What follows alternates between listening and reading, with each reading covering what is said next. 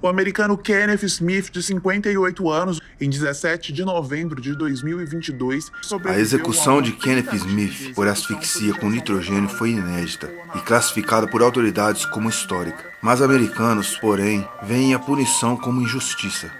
A execução de Kenneth Smith, que ocorreu nesta quinta-feira, dia 25 de janeiro, no Alabama, foi a primeira do estado a ser causada por asfixia com gás nitrogênio. É a primeira vez que esse método, considerado tortura pela ONU, é aplicado em uma pessoa. Kenneth foi condenado à morte em 1996 pelo homicídio de uma mulher encomendado por seu marido. Em 2023, 24 pessoas foram executadas através de injeções letais. Salve, salve a todos, eu sou RJ Aliado e você está na Aliado TV. Hoje vamos abranger aqui dois temas, corredor da morte e pena de morte. Fica ligado.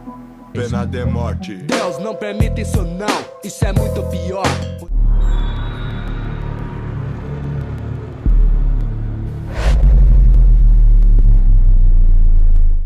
A pena de morte foi criada para satisfazer a sociedade, que exigia uma pena de morte instantânea, porém sem sofrimento para o condenado. Mas mesmo tentando evitar a dor, nunca deixou de mostrar a crueldade desse tipo de pena.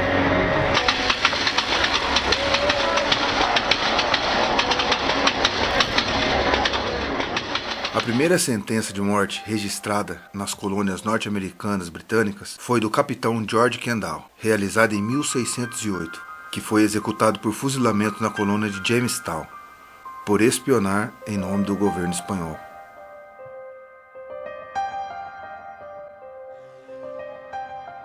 Corredor da morte é um termo que se refere à seção de um presídio que abriga condenados que esperam pela execução.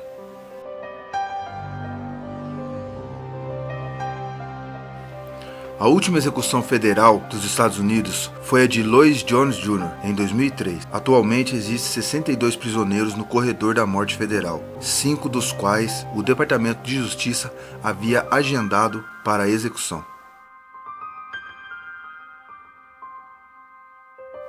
Nos Estados Unidos, apenas 7 estados punem ainda com a pena de morte. São eles Texas, Oklahoma, Alabama, Mississippi, Missouri, todos republicanos, e o governo federal é que realizam as execuções.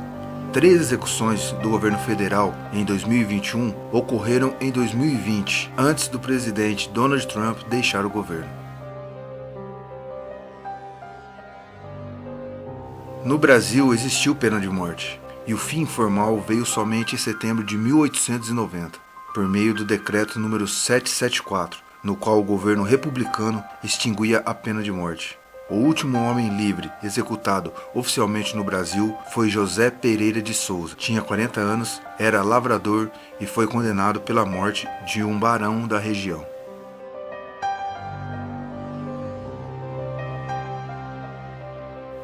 Antigamente, há séculos atrás, porém em alguns países isso ocorre até hoje dessa forma, a pena de morte era imposta para a maioria dos crimes, e geralmente precedida de tormentos e mutilações. A execução de um criminoso, sempre em praça pública, se realizava através de bárbaras modalidades, como esquartejamento, crucificação e decapitação.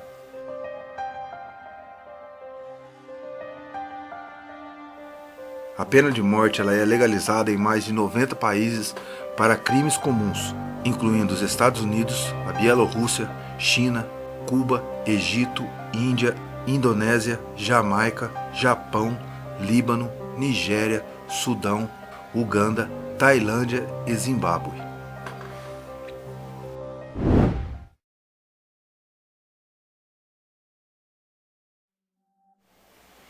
Christina Mary Higgs, executada no Arkansas em 3 de maio de 2000 pelo assassinato dos seus 2 filhos, enquanto dormiam em sua casa em Sherwood.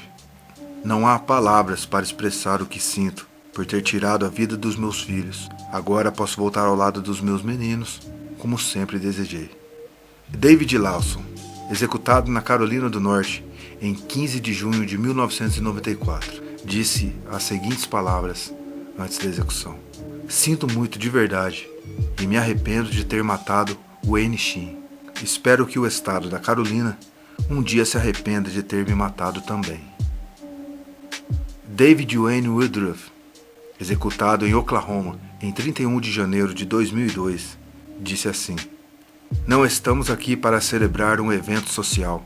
Estamos aqui para contemplar um assassinato. Então vamos." Douglas Roberts, executado no Texas em 20 de abril de 2005 pelo sequestro, roubo e assassinato de um homem de 40 anos de idade. "Quando eu morrer, me enterre bem fundo, com 2 caixas de som aos meus pés, fone de ouvido em minhas orelhas e coloquem rock and roll. Algum dia nos veremos no céu." Jeffrey Doggett foi executado no Texas em 16 de agosto de 2001.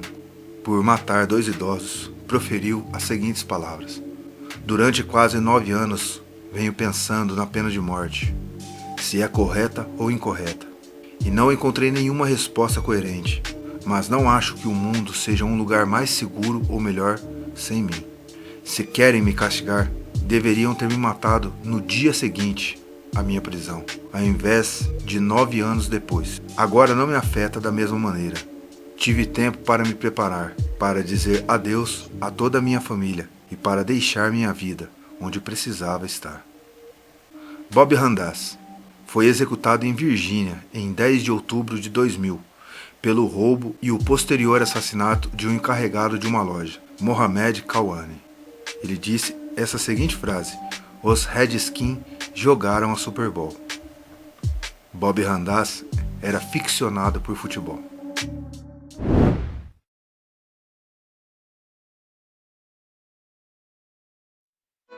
Frases de pessoas inocentes, como foi o caso de Carlos de Lua, que foi executado no Texas em 7 de dezembro de 1989, pelo apunhalamento de Wanda Lopes, em 1983.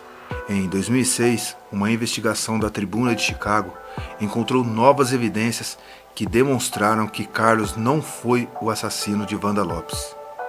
Carlos disse assim: "Quero dizer que não tenho rancores, não odeio ninguém. Amo minha família. Que todos os garotos do corredor da morte mantenham a fé e não se rendam." Lena Baker foi uma afro-americana mãe de 3 filhos. Foi executada na cadeira elétrica em 5 de março de 1945 pelo assassinato de Ernest Knight, um homem branco que teria ferido ela antes, em uma briga. Baker foi detida e julgada e sentenciada à morte em poucas horas, e o júri que a condenou foi composto inteiramente por homens brancos.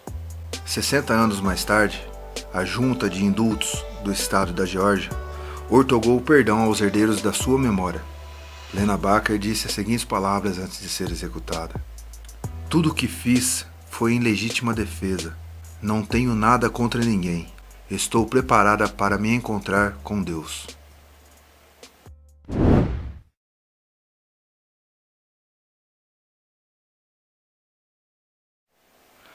Mas houve um outro inocente condenado à morte. É um caso muito dramático e pesado.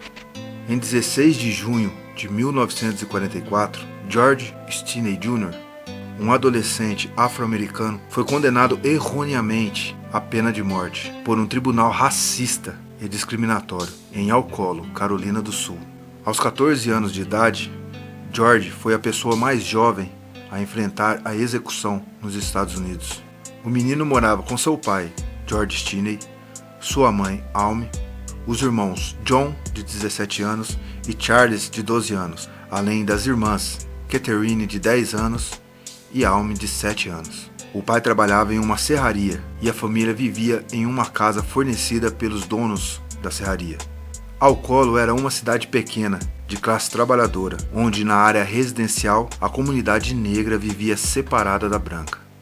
Em 23 de março de 1944, 2 meninas, Beth Lume, de 11 anos, e Maria Emma, de 8 anos, andavam de bicicleta à procura de flores. Ao passarem pela casa da família Stinney, elas perguntaram ao jovem George e sua irmã, Catherine, se eles sabiam onde encontrar flores da paixão. Mais tarde, quando as meninas não retornaram para casa, grupos de busca foram organizados com centenas de voluntários para procurar as meninas, e iniciou uma corrida frenética para encontrar as meninas. Os corpos das meninas foram encontrados na manhã seguinte, em uma vala cheia de água lamacenta. Ambas tinham sofrido ferimentos graves na cabeça. George Jr., o menino, foi preso algumas horas depois. Ele foi interrogado por vários oficiais em uma sala trancada, sem nenhuma testemunha, além dos agentes. Após uma hora, foi anunciado que George havia confessado o crime.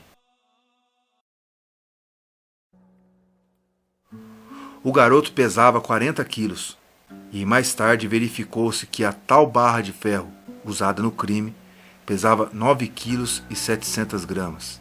Impossível de ser manuseada por um menino tão franzino. George nunca mais viu seus pais. O pai dele foi demitido de seu emprego na serraria local e sua família teve que se mudar, temendo represálias. O julgamento ocorreu dia 24 de abril, no Tribunal do Condado de Clarendon. Após a escolha do júri, o julgamento começou a 12h30 e terminou às 17h30.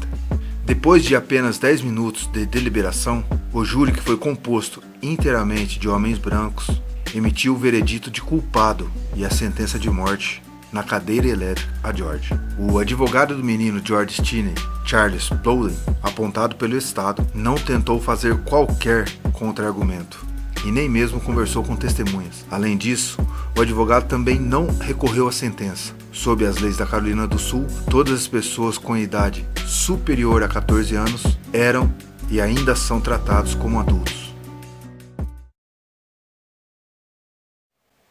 Em 16 de junho de 1944, George Stinney foi executado no Complexo Correcional de Columbia, na Carolina do Sul. Às 19h30, George caminhou até a cadeira elétrica, com a Bíblia debaixo do braço. Um garoto baixinho e muito magro, que era pequeno demais para a cadeira escolhida. Mesmo assim, os equipamentos da execução foram colocados nele, e então 2.400 volts de eletricidade foram liberados pelo seu corpo inteiro. Segundo testemunhas, a máscara que encobria o seu rosto caiu durante a execução, revelando sua face. O menino George chorava muito enquanto sentia enorme dor e salivando incontrolavelmente. Foram necessárias 3 descargas de eletricidade para matá-lo. Ele foi declarado oficialmente morto 4 minutos após o início da sua execução.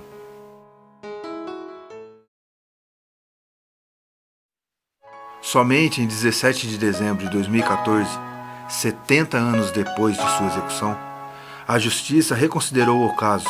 Por meio da juíza Carmen Nunes, a condenação foi anulada e George Stinney foi inocentado formalmente pelo crime. Pena de morte. Solução da violência ou violação do direito à vida? Ou é apenas o ser humano revoltado com Deus, tentando se colocar em seu lugar e distorcendo tudo o que diz as Escrituras Sagradas? Qual sua opinião? Em 2 Tessalonicenses 2, do versículo 3 ao 4, diz assim: Não deixe que ninguém vos engane, de modo algum. Antes daquele dia virá a apostasia, e então será revelado o homem do pecado, o filho da perdição. Este se opõe e se exalta acima de tudo o que se chama Deus, ou objeto de adoração, chegando até a assentar no santuário de Deus, proclamando que Ele mesmo é Deus. E é isso aí. Falar de morte sempre deixa um clima pesado, né? Ainda mais falando aí de uma criança que foi executada de uma forma tão covarde, em uma época que o racismo não era tão velado como hoje e era muito, muito forte. O poder que o branco tinha sobre o negro. Infelizmente, foi assim para George.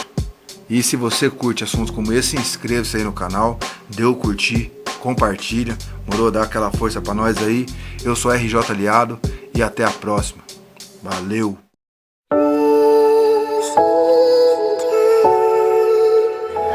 I skated down.